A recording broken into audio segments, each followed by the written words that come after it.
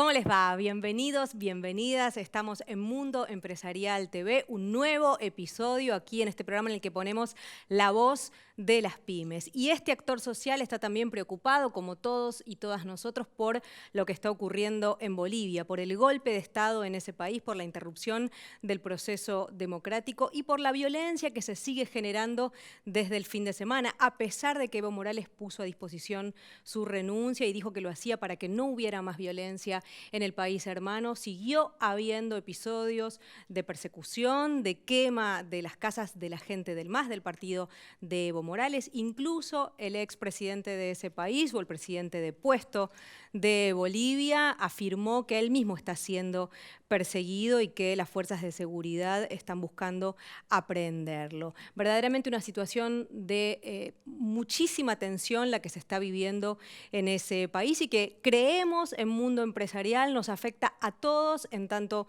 latinoamericanos. La solución no va a ser nunca para uno solo de nuestros países, sino para todos los sudamericanos o latinoamericanos en conjunto. Por eso es que nos preocupa la situación de lo que allí ocurre. El fin de semana pasado fue muy convulsionado, ustedes saben también, por una muy buena noticia que también llega de la región, que fue la liberación de Lula da Silva en Brasil. Y por supuesto otro foco de atención sigue puesto en Chile. El pueblo chileno sigue en las calles en una situación compleja de acorralamiento para el gobierno de Sebastián Piñera.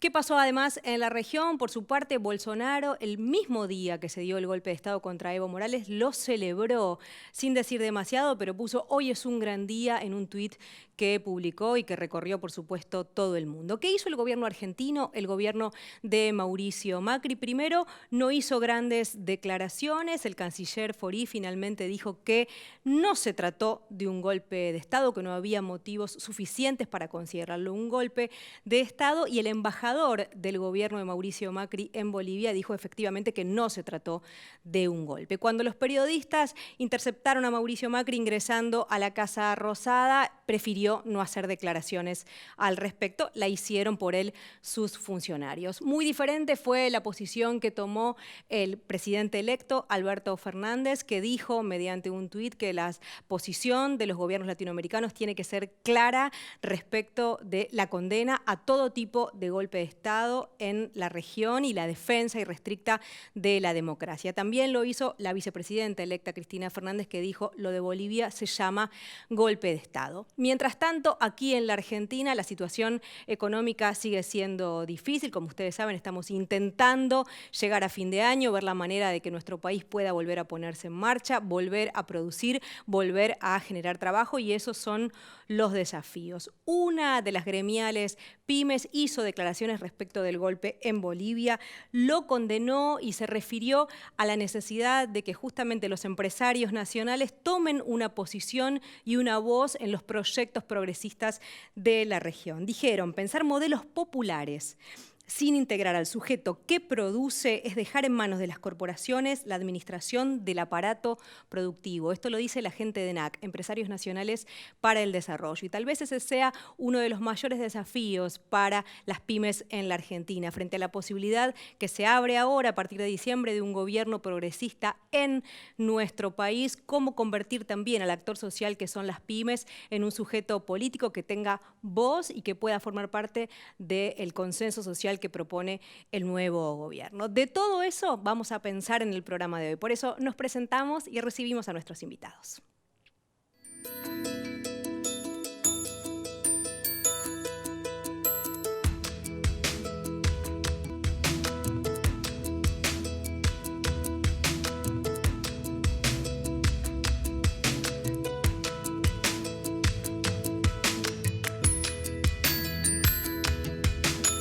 Vamos a recibir entonces a nuestros primeros 4 invitados. Liliana Corso es coordinadora de la Función Pública del municipio de Comodoro Rivadavia. Gracias por venir, Liliana. Muchísimas gracias a ustedes por el espacio. Por favor. Martín Navarro es de la Mesa Económica del Movimiento Evita y referente de Agenda Argentina. Martín, también gracias. Gracias por la invitación también.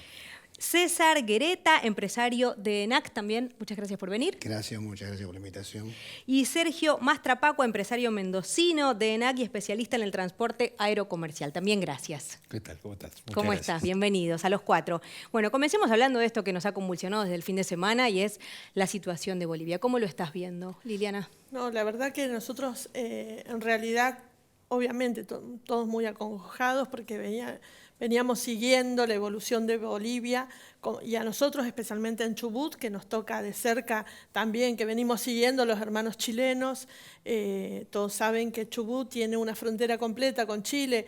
Hoy lo comentaba con otros empresarios, nuestra ciudad está a muy pocas horas, así que tenemos un tránsito fluido y compartimos una economía. Y esa economía que compartimos con Chile también se ve reflejada en el trabajo del pueblo boliviano. Nuestra ciudad tenemos un barrio que se denomina Las Américas, que es de la comunidad boliviana que se ha alojado en la Patagonia específicamente para trabajar, y teníamos muy buena relación de trabajo, de embajada, de inclusión, de educación con el pueblo boliviano.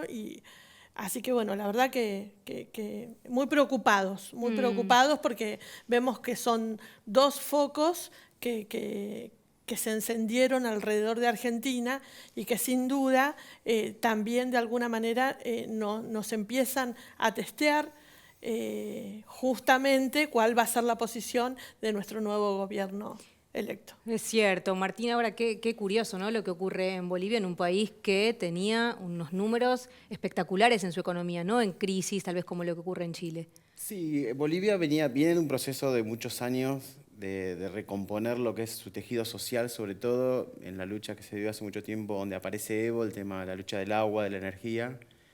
Sin embargo, creo que una de las cosas que hablamos fuera de cámara, la deuda de las democracias para poder resolver temas centrales como es la pobreza, como es el trabajo digno, cada vez es más difícil, producto también de la concentración económica, producto de políticas que ha tomado Estados Unidos, Brasil. Creo que la región se ha vuelto un poco intolerante también debido a los liderazgos que han cambiado en el último tiempo. Y ya las políticas muchas veces que se toman hacia adentro de cada país no alcanzan. Sin embargo, creo que es una tarea de todos los mandatarios que vienen para adelante de poder encauzar en algún mecanismo común, sobre todo para darle certidumbre a las democracias para adelante, ¿no? Con qué facilidad Evo, después de haber hecho una elección formidable, sacando casi más de 10 puntos, digamos, estaba en discusión si era 10,4, 9, pero no había discusión sobre que había ganado, sobre su triunfo. Sin embargo, alguien que aparece de la nada, incluso el desconocimiento también por parte de las fuerzas de seguridad, que es otra deuda pendiente de la democracia de América Latina, pudieron correrlo fácilmente en horas a un presidente constitucional y a un vicepresidente, ¿no? Entonces creo que para adelante el rol de Argentina es central en términos de poder empezar a encauzar a la región hacia un camino del sueño que todos tenemos de una América grande, ¿no? César, y en tanto empresarios, esto que yo mencionaba del comunicado que hicieron desde ENAC y la necesidad de que este actor social tome una posición política. Bueno, desde ENAC, como vos lo mencionabas recién, para nosotros hemos hecho un rechazo contundente a la interrupción del régimen del gobierno democrático de Evo Morales. Para nosotros es un golpe de Estado. Y también quiero decirlo respecto del tema de empresarios, porque muchas veces algunos medios de comunicación se refieren a empresarios o dicen que ciertos empresarios. Esos para nosotros no son empresarios, no nos representan como empresarios. Los empresarios que tratan de hacer golpes democráticos, no importa que sean golpes de Estado, que sean de este estilo o más suaves o golpes suaves, como se llaman, no son los empresarios que nos guían. Los empresarios nacionales pensamos de otra manera. Pensamos que tenemos que ser democráticos, somos democráticos hacia adentro con los empresarios, compartimos con nuestros trabajadores y de ninguna manera tomaríamos medidas como esa para poder llegar al poder, seguramente con el objetivo de hacer negocios que definitivamente va a terminar pagando la sociedad boliviana. Así que repetimos, nosotros rechazamos ampliamente el golpe de Estado que se produjo en Bolivia. Sergio, también sos empresario de ENAC, ¿y cómo ves esta situación en el país vecino? Bueno, muy peligrosa, muy triste, pero una gran advertencia al resto de Latinoamérica, porque en realidad lo que está sucediendo por lo obvio del golpe, por lo rústico del golpe, tiene que ver con el empoderamiento que logró Evo Morales y la sociedad boliviana. Es decir, terminada la guerra en Medio Oriente, los Estados Unidos ya empiezan a tender su patio trasero nuevamente, y empiezan a mirar, como miran ellos, desde el poder, desde el podio, empiezan a mirar nuevamente las riquezas de Latinoamérica. Han ido por el litio de Bolivia, se calcula que son fuentes de 420.000 millones de dólares aproximadamente, han ido por el petróleo de Venezuela, han ido por el agua en Brasil. Bueno, vamos a ver qué nos depara la Argentina. Sin lugar a duda que tenemos que tener muy en cuenta no distraernos más con la función que cumplen las Fuerzas Armadas en las democracias latinoamericanas, algo que parecía ya superado, evidentemente no está superado. Debemos tener en cuenta con qué porcentaje gana Alberto Fernández la Argentina y con qué porcentaje gana Evo Morales en Bolivia, exiguos porcentajes si se quiere, después de tanto, no tanto en la Argentina, porque venimos de un desastre total, que se llama Macri, pero en Bolivia con los resultados que ha tenido esa economía, una de las más florecientes del mundo, con una inflación del 3%, entre otros índices, bueno, que Evo haya ganado por un 9% evidentemente significa que hay una guerra cultural también que ganar y que volvemos, se inaugura con lo de Bolivia, una forma de hacer golpes de Estado como los vivimos algunos en los 70. Es decir, que el muerto que nosotros habíamos matado parece que goza de muy buena salud, lamentablemente. Qué terrible. Liliana, Sergio mencionaba recién los recursos naturales, vos venís de la Patagonia y de tierra de recursos naturales sin ninguna duda. ¿Cómo está el entramado productivo en tu provincia, en Chubut? Bueno, nosotros, la verdad, de venir hoy lo hablábamos fuera de cámara, de venir de una provincia muy rica, una provincia que le aporta el 30% del crudo nacional, que no es menor, una provincia que tiene unos lagos preciosos, agua dulce desde la cordillera hasta el mar. La verdad que nosotros venimos muy complicados. Estos 4 años hemos retrocedido casi 100, podríamos decirlo. Todo el nivel de productividad que habíamos logrado instalar a través de algunos parques industriales, algunos barrios industriales en las ciudades que se había determinado no avanzar con el parque industrial, pero sí había una política clara de desarrollo industrial y que también eso viene de la mano de nuestro corredor bioceánico, del cual Comodoro es cabecera en el Atlántico y tenemos salida al Pacífico. Y bueno, todo eso se ha desmantelado progresivamente. Nosotros lo comunicábamos con mucha tristeza. En Comodoro Rivadavia se cerró la última fábrica hace 2 años, se cerró la última fábrica. O sea, el daño no es solamente cuantitativo, sino cualitativo y es muy profundo. Y la brecha social se ha profundizado de tal manera que hoy la tarea para los empresarios es justamente definir y defender una visión clara que tenga que ver con qué nivel de productividad queremos para nuestra provincia, para nuestros recursos, en qué condiciones. Nosotros creemos que no, todo este modelo definitivamente lo tenemos que revisar todo. Nosotros no defendemos, no tenemos nada que ver con lo que pasó en la provincia del Chubut. Fue sistemático. Todas las cuestiones, las políticas que tenían que ver con el blanqueo de los trabajadores, el aumento de tasas de servicios indiscriminada. Nosotros en la Patagonia pagamos, la energía aumentó al 950%. Yo creo que cuando lo decimos en número no tenemos noción. De Pero lo que bueno, significa, de lo que ya significaba aparte para los bolsillos. Y en los Chubut patagónicos. específicamente teníamos un dato que es cuantitativo justamente, que nosotros teníamos alrededor de unas 50 empresas de construcción y cerraron 46. Este es un dato que la FIP nos bajó.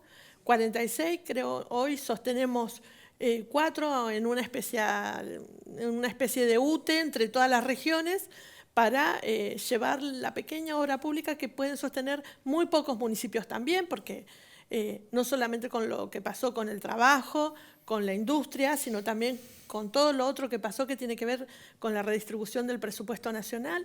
A Chubut se le disminuyó progresivamente el presupuesto que le correspondía a la provincia. Ustedes saben que hemos dado una batalla a los patagónicos por el fondo sojero también. Bueno, todas fueron batallas que en definitiva nos dejaron cascos vacíos en los barrios industriales, en los parques industriales, y ahora nosotros como muy esperanzados en el nuevo modelo de gobierno que se viene, creemos que definitivamente esta es la línea, ¿no? Empresarios nacionales que defienden el trabajo local, que defienden los recursos naturales, la soberanía, que defendemos, bueno, la tierra justamente en la que vivimos, y en la Patagonia específicamente dependemos del trabajo para poblar la Patagonia y seguir defendiendo la soberanía.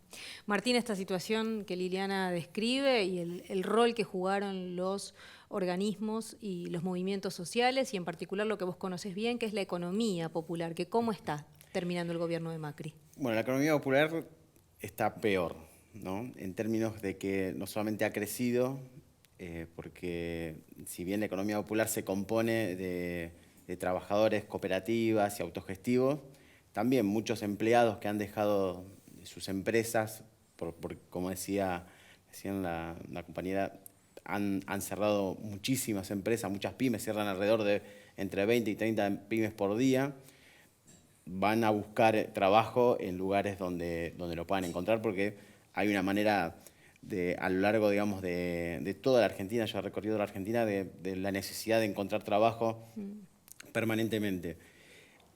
Hoy tenemos 18 millones de pobres, se encuentran, digamos, para dar datos que son bastante fuertes, va a terminar con ese dato, millón más, digamos, persona más, persona menos, pero van a haber 18 millones de personas con problemas de trabajo, de acceso a la vivienda, de acceso al agua, de acceso a recursos, viviendo de una manera muy precaria. 8 millones de personas que tienen problemas de alimentos, digamos, no comen las 4 comidas. Y en ese escenario es donde se desarrolla muchas veces la economía popular, porque es una economía que está desvalorizada, y en una economía que funciona mal, ese desvalor que se da no solamente en términos culturales, sino en términos económicos, se profundiza mucho más. Y sirve muchas veces como un anzuelo, ¿no? Quiero decir, sirve muchas veces como ese rescate, esa red de rescate para amplios sectores, la economía popular. Sí, la economía popular tiene ciertas características que hay que redefinir, que hay que contemplarlas. Yo siempre digo que hay que meterla dentro de la cadena de valor, tiene que estar asociada, siempre hablamos con Leo, hay que armar un rompecabezas productivo. En ese rompecabezas productivo tiene que centrar las pymes, pero también la economía popular.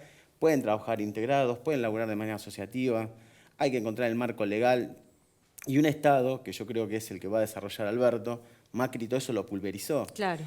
Yo vengo ahora hace poquito estuve en el Valle Medio de Río Negro, había cerrado la Campañola, estuve también en Paraná, había cerrado una empresa dedicada a las naranjas, que también había cerrado. Digamos, a cada lugar que vas de la Argentina van cerrando, y ahí uno puede ver, cuando ve el entramado de la economía, cómo funcionan las pymes con el resto del sector local, digamos, las economías de proximidad, las economías locales donde se desarrollan los pequeños productores, la agricultura familiar. Ese entramado hay que reconstruirlo, va a ser muy difícil porque han desordenado toda la economía, la han endeudado, han generado muchísima desazón, pero hay muchas ganas. Yo creo que hay un espíritu, también, la otra parte de la moneda, la parte positiva, es que a partir de la aparición de este liderazgo de Alberto Fernández, que él dice va a ser el presidente de los gobernadores, se va a instalar en cada provincia a ver, porque digamos, las soluciones también están en las provincias, también un poco salirnos de ese lugar de que Buenos Aires y Capital Federal tienen las soluciones. Tenemos una mirada muy urbana de todo. Hay que salir a caminar el resto del país y las soluciones están en cada lugar. Los tucumanos digamos, con las cañas de azúcar y los arándanos, en La Rioja con las aceitunas, digamos, cada lugar tiene para un potencial enorme y en eso tiene que estar vinculada la economía popular porque también es la manera de generar trabajo digno para que pueda desarrollarse un país. Vuelvo a repetir, con 18 millones de pobres es imposible que se pueda desarrollar cualquier nación. Claro, claro. César, ¿y qué situación tienen hoy, esto que venimos hablando en el programa, y es que las pymes están muy endeudadas, y qué posibilidad hay de que la AFIP tome decisiones al respecto? Sabemos que hubo noticias sobre esto en los últimos días. Bueno, hoy está venciendo la prórroga que el gobierno actual había hecho, seguramente con motivos electorales, para frenar los embargos de las pymes por la AFIP. Entonces, nosotros hicimos un comunicado casualmente solicitando que se postergue hasta enero estos embargos. Es lamentable, pero estamos frente a una situación donde el 20% de las pymes tienen deudas impositivas que no pueden afrontar. Y más allá de eso, hay un 50% de las pymes, de acuerdo a nuestras encuestas, que tienen deudas de distintos tipos, de distinta naturaleza, que tampoco pueden afrontar. O sea, después de 4 años, donde venimos luchando, tratando de mantener nuestras empresas, tratando de no cerrar, porque todos saben la cantidad de empresas que se cerraron, la cantidad de trabajo que, como decía Martín, ha tenido que ir, diríamos, a buscar trabajo o ver de qué manera sobrellevar esta situación sin trabajo. Nosotros hemos tratado por todos los medios, políticamente, para tratar de que las pymes no cierren. Evidentemente estamos en una situación que nos han dejado bastante maltrecho. Sin embargo, también nuestras encuestas nos indican que cuando se le preguntaron a las pymes qué expectativa tenían para el resto del año, eran absolutamente negativas. El 80-90% de las pymes decían que no iba a resolverse nada en esto que va del año, pero también se le preguntó cuánto tardaría en recomponerse la economía, y en virtud de esta encuesta que hicimos, la hicimos después de las PASO, antes de las elecciones generales, y hay una expectativa para un 40%, dice que se va a empezar a mejorar entre 6 meses y 1 año, y hay otro 40% que dice que va a ser después de 1 año. ¿Coincidís con ese diagnóstico? Yo creo, coincido que uno siempre tiene una expectativa y con la fuerza que le pone a cada empresa, porque cada pyme con sus trabajadores, desde que arranca temprano hasta que se va con el último trabajador a la noche, le está poniendo un empeño para que esto mejore y realmente le ponemos el empeño de tratar de ayudar al gobierno, este gobierno que está prometiendo que va a ayudar a las pymes, poner todo un esfuerzo para poder mantener las fuentes de trabajo.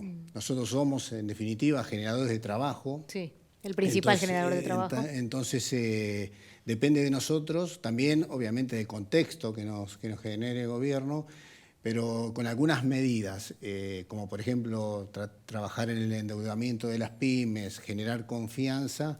Las pymes van a arrancar y van a empezar a trabajar, van a empezar a tomar trabajo. Esto es lo que se espera. Algunas tiran un poco más de tiempo o menos tiempo, depende también del sector, obviamente. Claro. Pero hay sectores muy demandantes de mano de obra que esos tienen que ser fortalecidos prontamente, porque eso va a generar un mercado interno, diríamos, saludable para todos los empresarios nacionales. Sergio, ¿y las pymes qué espacio tienen dentro de lo que vos conoces bien, que es la industria aerocomercial en la Argentina? Bueno, en realidad, desde el mes de octubre pasado, luego de 1 año casi de trabajo, donde elaboramos un grupo de gente vinculada a FURDETRA, la Fundación para el Desarrollo y el Trabajo Regional en Mendoza, dijimos, bueno, esta crisis que nos va a dejar Macri es una crisis sin precedentes. Es una crisis más profunda que la del 2001, por distintos factores que, por razones de tiempo, no hay cómo enumerar, pero es más grave. Entonces, nos planteamos el desafío, de alguna manera, de decir, bueno, si la crisis es tan grave, ¿cómo podemos hacer para solucionar de alguna manera y aportar a un gobierno que se va a ver con prioridades de muy diferente tipo, pero que son por encima de algunas necesidades que nosotros como empresarios tenemos. El hambre está antes que nosotros y hay que solucionarlo. Recién decía el colega que hay 18 millones de pobres y eso es una cifra contundente y alarmante. Coincido con él que un país no puede funcionar con ese número de gente bajo la línea de pobreza. Entonces dijimos, bueno, ¿cómo hacemos para que las pymes con un nuevo rol puedan entramarse al compre nacional argentino? El Estado argentino tiene un número de casi 20.000 millones de pesos de compras anuales, los distintos estamentos del Estado argentino. Dijimos que el sistema, nos dimos cuenta, dada nuestra experiencia en el transporte aerocomercial de años, que el transporte aerocomercial y el sistema aerocomercial argentino podía ser vinculado a la ciencia y al desarrollo un elemento importante de agregado de valor para las pymes. Hemos planteado en nuestro trabajo, que lo hemos denominado transporte aerocomercial, desarrollo nacional y regional, un paradigma posible.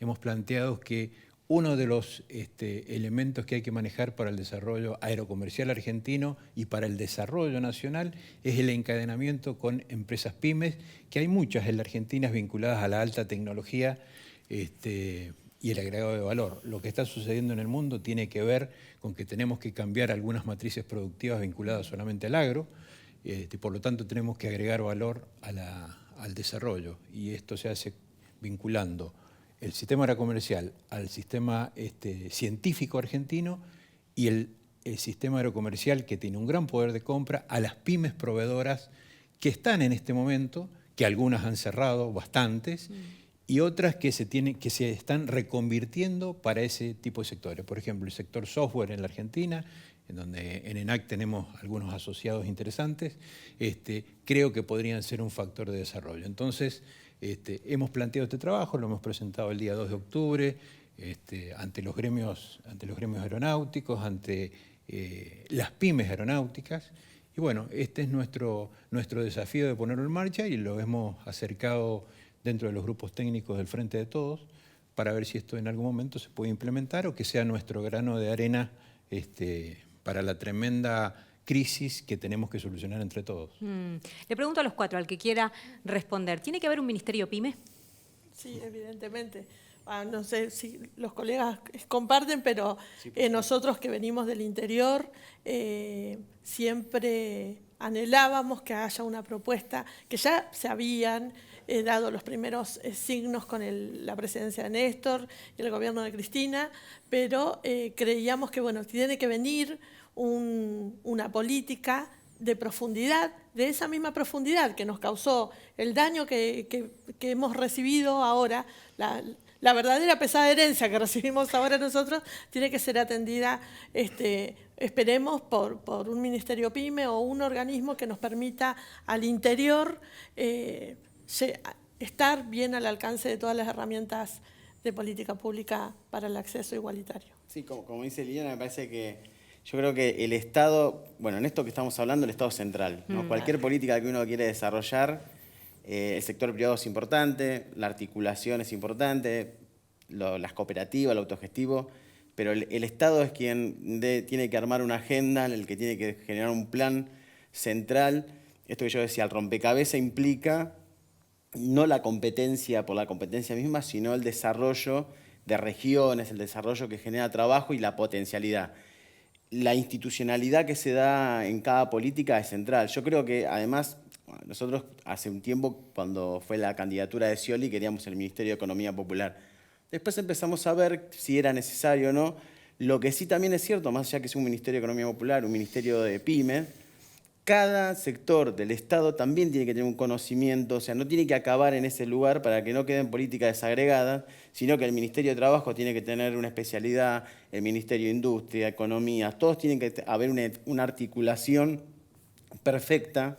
El Estado tiene que capacitarse y perfeccionarse para que pueda ser el promotor y el desarrollador de políticas junto al sector privado y a las cooperativas y al resto de la economía, si no, la institucionalidad se pierde en cosas burocráticas, digamos. Las cosas tienen que Claro, llegar a tiempo, claro. las políticas tienen que ser atendidas, lo que yo decía. Uno va a La Rioja y los riojanos saben cómo desarrollar su industria. No hay que pensar demasiado. Uno va a ver, tiene que conectar, tiene que llevar inversiones, tiene que generar políticas de logística, tiene que desarrollar obras de infraestructura. Las cosas están al alcance de la vista. No se necesita ser muy genio para poder resolver la problemática. Se necesita decisión política y se necesita también esta cosa de los distintos sectores que estamos trabajando para poder desarrollar una Argentina donde estemos todos incluidos, nos pongamos a codo, no a pelearnos, sino a pensar ideas comunes. Bueno, desde ENAC promovemos el Ministerio PYME. Todos nos hemos dado cuenta durante estos 4 años el protagonismo que han tenido las pymes, un mal protagonismo porque nos tocó sufrir muchísimo, pero consideramos que un Ministerio PYME es fundamental para tener un lugar en la mesa de decisión y poner en evidencia estas situaciones que generan falta de trabajo. Nosotros consideramos que junto a los trabajadores, las pymes tienen que tener un lugar en la mesa de decisión y me parece que el Ministerio es un lugar adecuado para debatir todas las transformaciones que se van dando en el Estado en función de generar más trabajo y hacer que, diríamos, que las pymes tengan un rol protagónico a nivel de lo que es el empresariado nacional para este país, ¿no? Sergio, por tu lado. Sí, creo que el protagonismo de las pymes en el próximo gobierno es muy importante, por varias razones. Primero porque ha quedado explícito, sobre todo en el gobierno de Macri, que tenemos una burguesía nacional fugadora serial de capitales, es decir, que el agregado de valor de esas burguesías vinculadas a las corporaciones que son casi todas extranjeras, tenemos un problema en la Argentina con las grandes empresas, ya lo dijo Aldo Ferrer hace mucho tiempo, que es la extranjerización de las empresas. Por eso la figura del empresario nacional viene a llenar ese espacio necesario, es decir, las pymes, lo que producimos las pymes, y si hay algún sobrante de renta, no en este momento, pero en algún momento si lo hubo, nosotros no lo fugamos, los volvemos a invertir en el país. Por otro lado, somos los generadores de casi el 75% del empleo nacional. Para solucionar esta crisis hay que dar empleo, y si no, no se crea valor. Es imposible querer que se cree empleo en la magnitud que es necesaria en esta crisis sin convocar a las pymes. O sea, las corporaciones no tienen la capacidad de dar el empleo necesario. Por lo tanto, la crisis puede ser que sea un factor determinante hacia el futuro gobierno ante la necesidad de tener que convocar a las pymes. Somos esperanzados, por otro lado, porque Alberto Fernández ha dicho que va a ser el porteño más federal que va a haber. Ojalá que así sea, lo dijo en Mendoza, lo hablamos con él, lo dijo en todo el país, y es lo necesario aparte. Recién decían que las economías regionales, o del interior, como le gusta decir a los porteños, parece que están en el exterior, tienen que convocar al país. Si Buenos Aires entra en guerra, nosotros lo vamos a ayudar del interior. Así que me parece que somos esperanzados, sobre todo por el equipo que parece que va a acompañar a Alberto en la gestión económica, que son hombres muy conocedores del mundo PYME, ya estuvieron en el anterior gobierno. Así que bueno, estamos esperanzados y con muchas ganas de trabajar y de acompañar esas políticas. Bien. Hay un nexo entre la economía popular y las pymes. Son muy dinamizantes, digamos. Si uno quiere, ¿cuál sería la mejor política para poder reactivar la economía? Bueno, generar inversiones en las pymes y en la economía popular. Las pymes generan empleo y la economía popular trabajo directo con cooperativas, con autogestivos, pero enseguida aquella ganancia que obtienen esas empresas, esas cooperativas o esos compañeros trabajadores vuelven enseguida al mercado, vuelven a reinvertirse, digamos, no está solamente en la capacidad de buscar el excedente para fugarlo, como decía recién Sergio, perdón. Sí, muy bien, Sergio. Con lo cual, digamos, es importante, y yo creo que eso lo sabe muy bien Alberto y su equipo, digamos que la mejor manera de dinamizar la economía va a ser a través de las pymes y de la economía popular, porque es donde se genera empleo y trabajo. Bien, bien, buenísimo. Yo quiero, sin duda, Con esto cerramos. remarcar algo que me pareció hasta patriótico. Nosotros hemos visto, que recorremos todos porque nos vamos cruzando en los caminos del interior, y creo que en esto nuestro presidente electo, Alberto, lo sintetiza muy bien. El PYME argentino, con esta tremenda crisis, con esto que nos ha pasado, porque en realidad no nos alcanzaría el programa para decir el nivel de devastación sobre el empresario, la familia empresaria.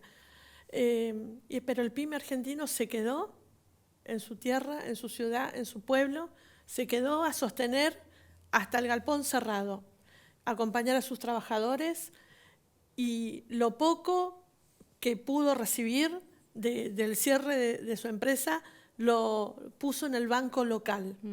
Eso es el PYME argentino, por eso creo que hay que definir y nos tenemos que empoderar del empresariado nacional, de nuestro PYME, porque es justamente el que nos da la territorialidad, y esa territorialidad es la que nos hace reconocernos no solamente como país, sino también como patria. Y con esto quería remarcarlo porque a nosotros nos emociona, llegamos a lugares donde tenemos que abrazar a un PYME que tuvo que cerrar, vender, regalar, que no puede más, pero está ahí, en su lugar, no se fue a ningún lado, no se llevó la plata a ningún otro país, y sigue apostando, aunque sea con la idea, que es lo último que gracias a Dios no nos han sacado. Bueno, gracias Liliana, gracias a los cuatro por haber venido. Quedémonos con esta imagen que nos propone Liliana de un empresariado comprometido con el país, que sea federal, que se escuche la voz de las pymes, y desde este espacio, por supuesto, también promovemos lo mismo y celebramos cuando escuchamos a un empresario que dice: la verdad es que no cierro porque no voy a dejar a ese cúmulo de familias que trabaja conmigo desde hace muchos años sin esto, que es el trabajo que tienen todos los días. Si quieren más información, www.mundoempresarial.com.ar. Estamos con Norberto Taranto, fundador y presidente del grupo Taranto, autopartista. ¿Cómo te va, Norberto? Gracias por venir. Muy bien. ¿Cómo ves la situación de lo que estamos viviendo en la región, en Bolivia en particular? Es preocupante por la región y particularmente por Bolivia, porque, es decir, las contradicciones hacen de que uno tenga que definirse si es o no un golpe de Estado. Hay gente que piensa que no es un golpe de Estado. Para más, el que estuvo viendo un poco de TV vio que Evo antes que nada convocó a elecciones y horas después renunció. Entonces, si convocó a nuevas elecciones, hay que dejar hacer. Y de repente, bueno, todo esto, ¿no?, que se está viendo en las últimas horas. Es preocupante, pero bueno, si hubo un abuso de él en no respetar un plebiscito, y después si hubo algún tipo de fraude, la justicia es la que tiene que definir, no los militares. Claro. Es decir, yo creo que él llamó nuevamente a elecciones, 3 meses más en 14 años no van a ser otra cosa que buscar la realidad y que la defina el pueblo, ¿no? En todo caso, ¿no? Porque lo que él proponía Claro, era que vuelvan a claro, hacerse las claro, elecciones. Yo lo escuché. Sí, por supuesto, claro. Llamó a elecciones nuevamente. Sí, ni siquiera una segunda vuelta. Lo que él dijo es No, volvemos a hacer el volvemos a proceso. hacer Si hay elecciones, dudas, sí. volvemos a hacer el proceso. Y 5 o 6 electoral. horas después presentó la renuncia. Y ahora se dice que lo están buscando, que están pidiendo encarcelarlo y todo ese tipo de cosas. Es lamentable. Y lo que pasa en Chile también es lamentable, inentendible, y aparentemente en economías sanas, ¿no? Entonces, ¿Era una economía sana la chilena, te parece, Norberto? Vos que conocés un sector. sana en lo macro, pero hay que ver si era sana en lo interno, ¿no? Claro, que es lo que se supone que finalmente pasaba. Claro. Que el pueblo sufría una Claro. situación donde los números macroeconómicos daban bien. Estaban bien. Las diferencias de clases sociales a veces tienen un alcance. Llega un momento donde puede pasar este tipo de cosas, ¿no? Con lo cual, ¿te parece que una economía es indispensable que compense ambas cosas? Digamos, que los números macro den bien y que la gente esté bien. Y que la gente esté bien. ¿sí? Ni más ni menos que eso. Coincidís con esa mirada. Claro. Es que no hay cabida para otra cosa. Claro. Si no, todo tiene pata corta, ¿no? Y dentro de todo estamos en un momento que es las casualidades de la suerte que tiene Argentina, ¿no? Que justo estamos en un cambio, que el cambio se dio bien, que no hay balotaje, que ya directamente, independientemente si son 7 puntos, 20 puntos, Sí, sí. hay un cambio de gobierno, está aceptado por el que se va, está aceptado por los que vienen, todo el mundo está de acuerdo y pienso que salvo las pequeñas diferencias de me fui, me voy antes, no me voy antes, te dejo así, te dejo asado, y eso comparado con el entorno, es un tema, estamos dentro de todo, esta vez nos toca, siempre somos el más ejemplo, ahora parecería que... Sí, que estamos un poco mejor. Es terrible un poco decirlo, Norberto, Sí. ¿no? Porque digo, atravesamos una crisis en la Argentina, Sí. los números macroeconómicos están mal, los números internos están mal, la población pasa mal, está hambre pasando. y sin embargo nos parece que estamos mejor que nuestros vecinos. No, yo creo que me da la sensación de que hay una etapa de madurez democrática bastante interesante. Me parece que estamos viviendo, esperemos que sigamos siendo ejemplificadores y que no haya este tipo Sobresaltos, claro. de sobresaltos. Sí.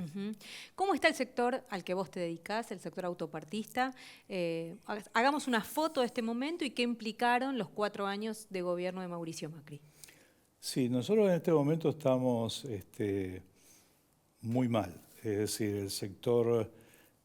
Mira, los patentamientos de este año prácticamente son un poquito más arriba del 50% de los del año anterior. No estoy hablando de producción, estoy hablando de patentamiento, Sí. independientemente si el vehículo es nacional o es del Mercosur. Venimos con 6 años malos, no venimos con 4 años malos. Yo te mentiría si te podría decir que hubo un corte en estos 4 años. Bien. Ya venimos. El gran problema nuestro, y creo que de toda la industria, es de repente el vicio que tienen los economistas en querer dominar la inflación con atraso cambiario. Eso para la industria y para la producción, no hablo de la industria, hablemos para la producción de bienes intercambiables internacionalmente es nefasto. Y el atraso cambiario de este gobierno es grande, pero ya veníamos con los 2 últimos años del gobierno anterior con un atraso a tal punto que provocó una devaluación apenas entraron ellos, pero después un nuevo atraso para poder controlar la inflación. Y parece que muchos economistas se ven tentados siempre de provocar un atraso en el tipo de cambio pensando que con eso se controla la inflación. Yo no sé mucho cómo se controla, pero por ese lado destruye la producción. ¿Por qué? Y porque no se puede competir, por lo menos en el rubro autopartista, con una región donde el atraso del tipo de cambio provoca que los niveles salariales en dólares, no estoy hablando de precios relativos, sino los niveles salariales en dólares dupliquen no estoy hablando de niveles salariales, perdón, me equivoqué. Bien. El costo empresa salarial, que es muy distinto al nivel salarial. Ajá. El costo empresa salarial... ¿Qué diferencia hay? ¿Cuánto representa en el costo total de producción de un auto el salario? No, el costo empresa es lo que le sale a la empresa una persona. Bien. No lo que se lleva en el bolsillo la persona o digamos, el salario bruto de la persona. Bien. Del salario bruto de un empleado se puede calcular que lo tenemos que multiplicar por 1.85. De repente nosotros tuvimos mucho tiempo en los últimos años a un nivel que prácticamente duplicaba Brasil y prácticamente triplicaba Argentina. Hoy podemos decir que con Brasil estamos 1 a 1 en costo Empresarial salarial y que México está un 30, un 35% abajo. Con respecto a Europa, estamos calculo que debemos estar un 35% abajo de Europa o de Estados Unidos. Por lo tanto, en función de esta relación, a nosotros no tenemos temor con la competencia europea sobre este tratado que Sí. se acaba de firmar. No tenemos ningún temor por competir con Europa. El único temor que podemos llegar a tener es que haya una triangulación de productos asiáticos vía Europa y terminen siendo productos asiáticos donde el nivel salarial es menos del 50% del nivel que tenemos en Argentina. El nivel, vuelvo al error, el costo empresa salarial es menos del 50% que el argentino. Norberto, ¿vos qué pensás? Que cuando hay una disminución de ese costo empresa salarial, ¿termina redundando en un mejor rendimiento de la producción? ¿Es efectivamente así o en realidad es algo que se dice y finalmente no ocurre? No hay ni más producción ni más trabajo cuando lo que se pone en juego es esa variable. Cuando se produce por un excesivo costo de cargas sociales y de impuestos internos que van directamente y con un tipo de leyes un poco permisivas al abuso digamos, de reclamos laborales non santos. Cuando hablo de reclamos laborales non santos, hablo de los non santos. El 95 o el 90% de los reclamos son legítimos. Hay un 10% que no son santos, que son inventados, que hay todo un mundo de profesionales que andan buscando a quién representar con accidentes o con disminuciones de capacidad laboral que no son las reales. Mientras que hay un 90% que son reales y contundentes. Entonces, bien, ese 10% es tan grosero que empaña todo lo demás. Eso forma parte del costo salarial también. Pero el atraso cambiario potencia todo. Claro. Es decir, si el tipo de cambio se atrasa, hay una potenciación muy grande de las diferencias con otros países. Norberto, ¿y cómo lo ves al día de hoy, digamos, el tipo de cambio? ¿Te parece que es competitivo o no? ¿Y qué te parece que va a pasar? Mira, el estudio que salió publicado hace un mes y medio, en un diario no afín al nuevo gobierno, muy afín al que se va, hablaba de los distintos niveles salariales, poniendo que el periodo de la Rúa, con respecto al nivel actual, estaba en 32 pesos, el periodo de Duhalde, 2 años de Duhalde, estaba en 77, 4 años de Néstor en 66, 45 pesos el primer periodo de Cristina, 34 el segundo periodo. ¿Te lo acordás todo? Y porque es la base de nuestro negocio. Y 42 en el periodo de Macri. Yo creo que el nivel de Néstor para nosotros es el nivel, creo que duró bastante tiempo, fueron 4 años. Lo de Duhalde fue un golpe muy duro, ¿no? Es decir, la devaluación de ese momento. Pero el periodo de Néstor fue un periodo de crecimiento. Y realmente ese tipo de cambio, hoy estamos 60, suponete que esto haya tenido una inflación desde que yo lo leí del 10%. Sí. El tipo de cambio nuestro está entre 60, para mí tendría esa idea entre 60 y 70.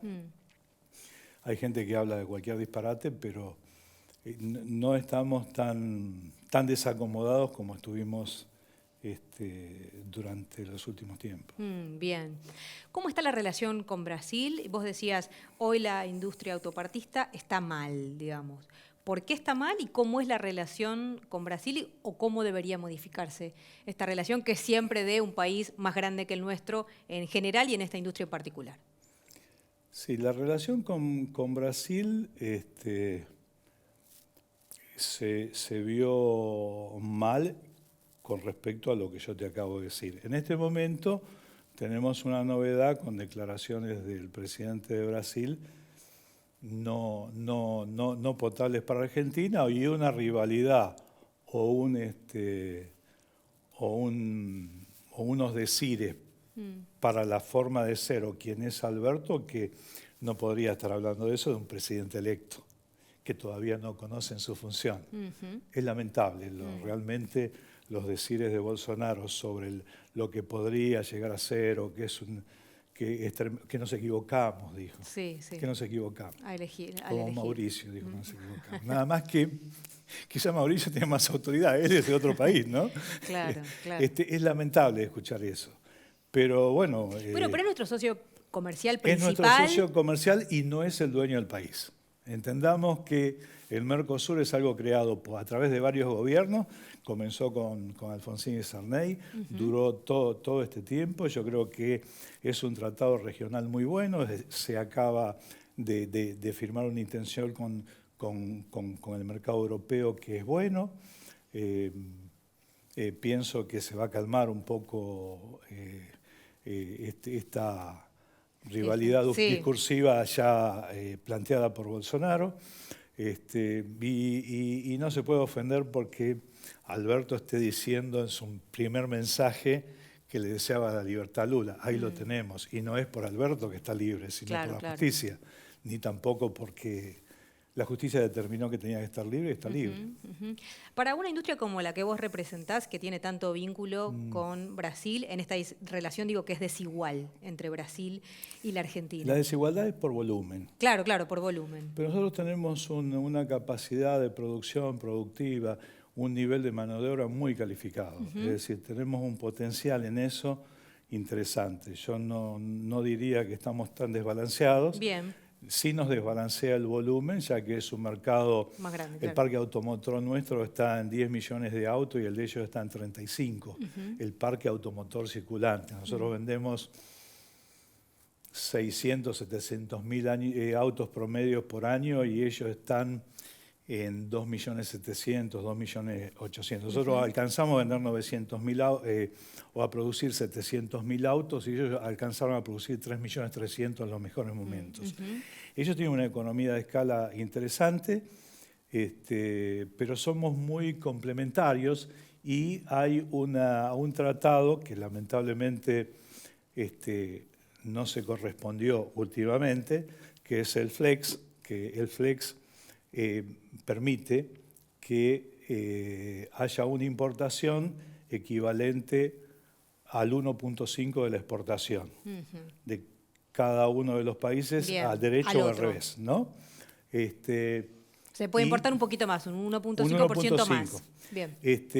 Y bueno, hace no más de 2 meses el ministro Sica firmó un tratado para liberar el mercado 9 años, que se iban a liberar dentro de 2 o 3 años, donde fija el nuevo Flex, que pasó al 1.75, después pasa al 2, después al 2.5, termina en el 3 y después se libera.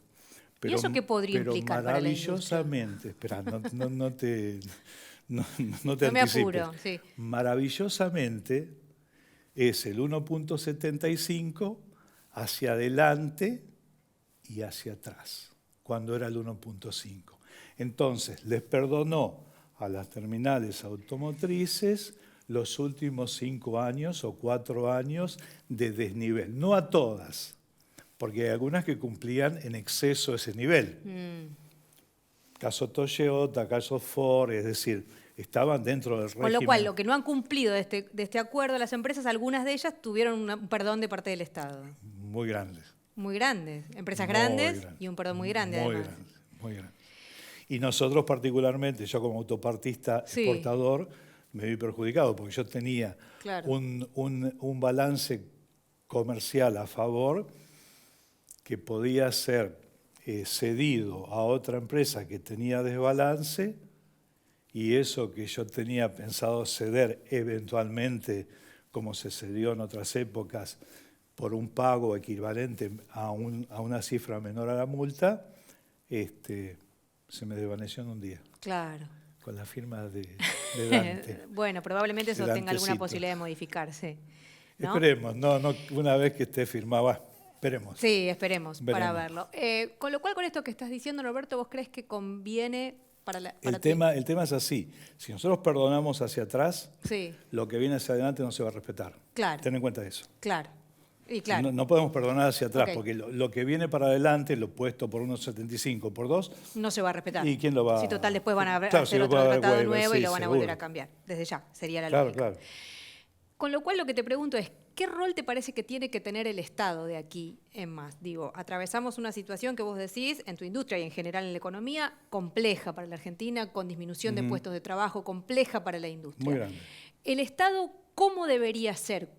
¿Un Estado más proteccionista o un Estado más aperturista? Totalmente. Más aperturista que se va, olvídate, Sí. no se puede ser. Sí.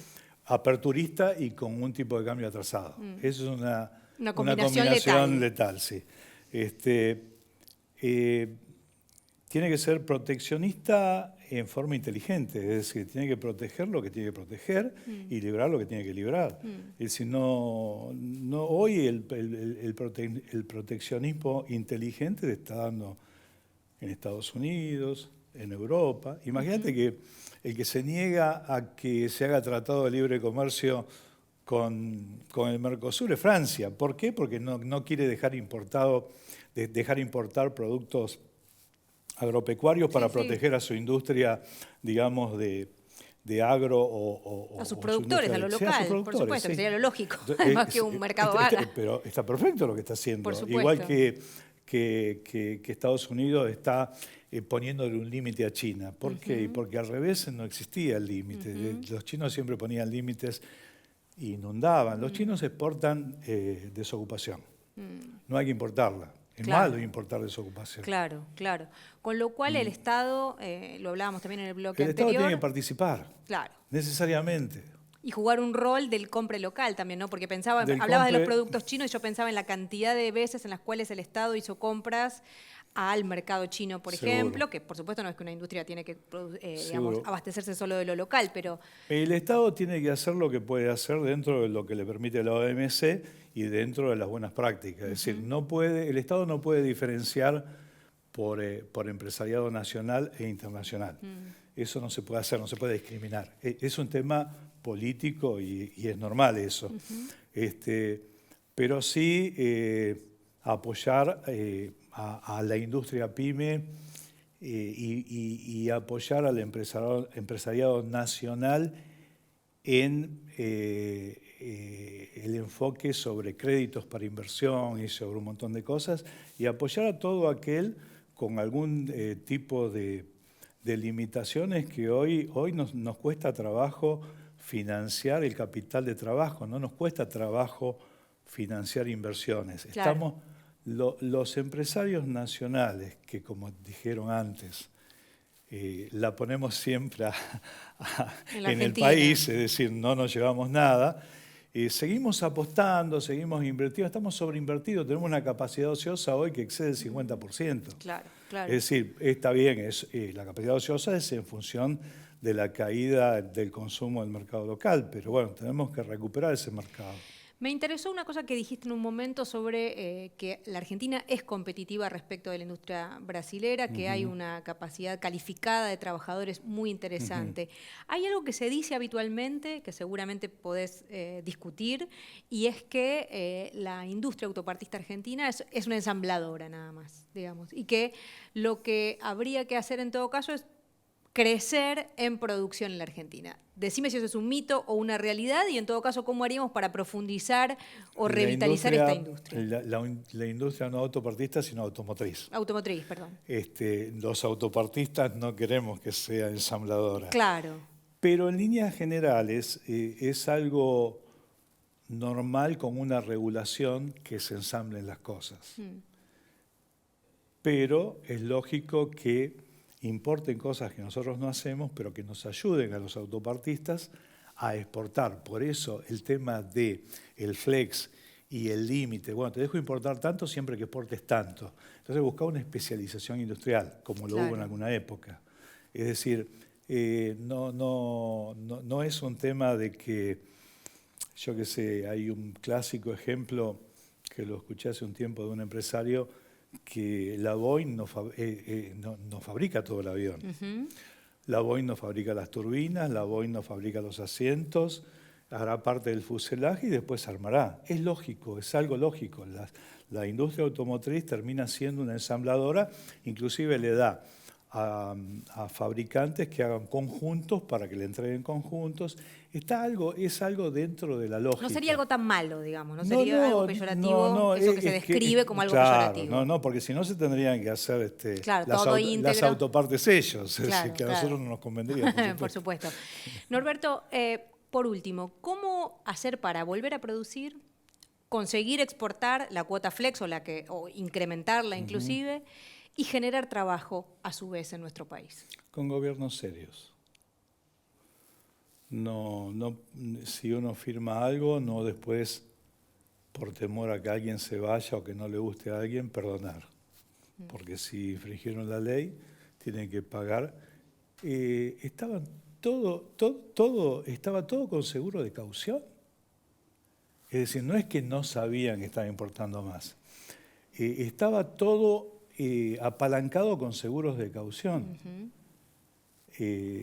Perdonaron todo. Es decir, hace 2 meses y el tratado vencía en junio del año que viene. ¿Por qué tanto apuro por arreglar eso? Y bueno. Es medio... Yo la verdad que a nosotros nos perjudicó particularmente a nuestra empresa y creo que a muchas automotrices y también a algunos autopartistas. Algunos los benefició mucho también. Claro, claro. ¿Te da esperanza, por último, el gobierno de Alberto Fernández? Totalmente. ¿Por qué? Porque tuvimos un ejemplo de lo que es el liberalismo. Yo lo voté las 2 veces a Macri, anteriores, ¿no? Esta por supuesto que no. Me equivoqué, pensé que era otra cosa.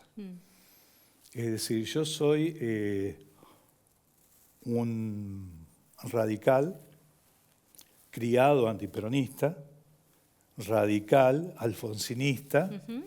Hace poco me dijeron, ¿qué tipo de radical sos? ¿Balvinista, alfonsinista o neoliberal antiperonista? Que es la nueva versión. O neoliberal antiperonista. No existe eso. Nosotros tenemos que ocupar nuestros lugares y escuchar al otro, y los fundamentalismos hay que dejarlos de lado. Sí, nos damos cuenta de que este gobierno que se fue, si hubo errores en el anterior, los profundizó y nos dejó una deuda impagable, que ya la vamos a tener que pagar, pero es decir, la deuda que contrajo este gobierno y el tipo de tasas de interés que estamos cambiando para la actividad, que estamos pagando para la actividad productiva,